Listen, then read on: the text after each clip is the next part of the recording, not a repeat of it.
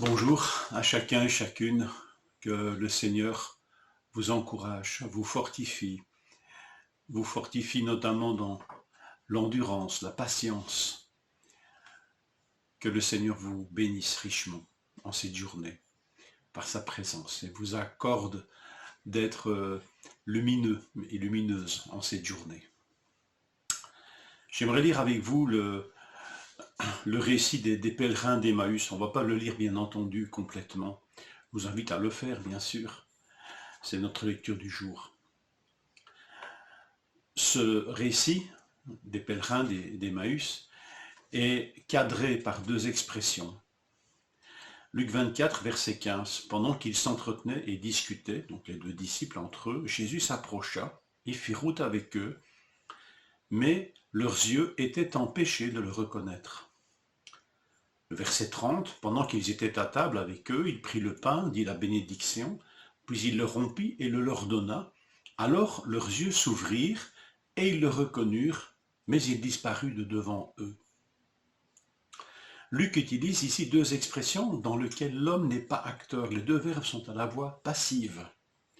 Il ne s'agit pas simplement de dire qu'ils ne le reconnaissaient pas et qu'ils le reconnaissent, mais que c'est Dieu lui-même qui les empêcha de reconnaître Jésus, et puis c'est Dieu lui-même qui leur ouvrit les yeux.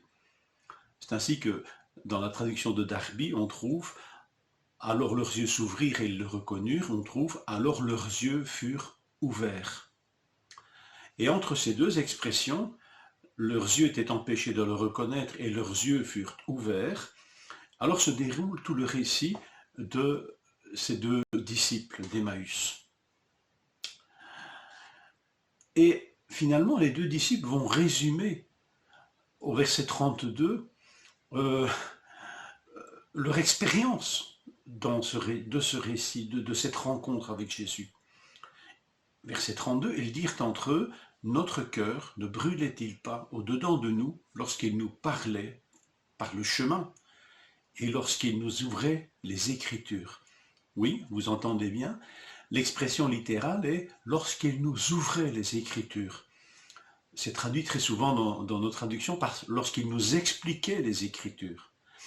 Mais c'est le même verbe qu'au verset 31 à propos de leurs yeux qui furent ouverts. C'est le verbe « ouvrir » qui est utilisé ici dans les deux expressions. Et donc c'est bel et bien lorsqu'il nous ouvrait les Écritures.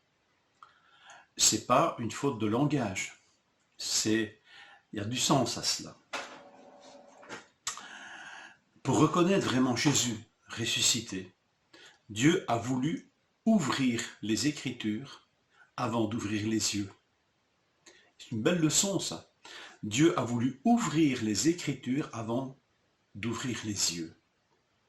Pour bien voir Jésus, il faut un cœur qui brûle quand s'ouvrent les Écritures. Notre cœur ne brûlait-il pas au-dedans de nous lorsqu'il nous ouvrait les Écritures? Quand l'Esprit Saint nous ouvre, nous dévoile les Écritures, le cœur brûle, le cœur s'ouvre. Paul disait ceci à propos de ses compatriotes religieux. 2 Corinthiens 3,14, « Mais leur intelligence est obscurcie. Jusqu'à aujourd'hui, en effet, le même voile reste lorsqu'ils font la lecture de l'Ancien Testament. Il ne se lève pas parce que c'est en Christ qu'il disparaît.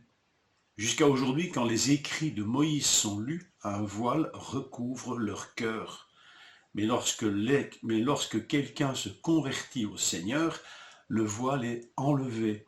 Or le Seigneur, c'est l'Esprit, et là où est l'Esprit du Seigneur, là est la liberté. » Lorsqu'on se tourne vers Jésus-Christ, lorsque le Seigneur est reconnu par le cœur, un voile est enlevé, les Écritures s'ouvrent. Et le cœur dont il est question ici, c'est pas simplement le côté émotionnel comme on le sous-entend souvent dans notre culture. Dans la culture biblique, le cœur, c'est les dimensions rationnelles de l'homme. Compréhension, pensée, intelligence, conscience. Ce sont ces dimensions affectives. Désir, amour, inquiétude, chagrin, c'est aussi ces dimensions de volonté, Décision, engagement, résolution, intention. Avant d'ouvrir les yeux des disciples, Jésus leur ouvrit le cœur et les Écritures. C'est là que s'établissent la foi et l'intelligence. Quelle disproportion d'ailleurs dans le récit entre l'ouverture des Écritures qui prend l'essentiel de la partie du récit. Jésus leur a expliqué dans toutes les Écritures ce qui le concernait, imaginez, et la partie qui concerne l'ouverture des yeux. Le verset 31 nous dit à propos de l'ouverture des yeux, « Alors leurs yeux s'ouvrirent, et ils le reconnurent, mais il disparut de devant eux. » Voilà ce qui concerne les yeux. Tout le reste du récit, c'est l'ouverture du cœur et des Écritures. Alors, est-ce que ce texte ne nous rappelle-t-il pas de manière bien plus profonde une des leçons du Petit Prince? On ne voit bien qu'avec le cœur, que le Seigneur nous ouvre le cœur et les Écritures pour mieux le voir. Je vous souhaite une bonne journée.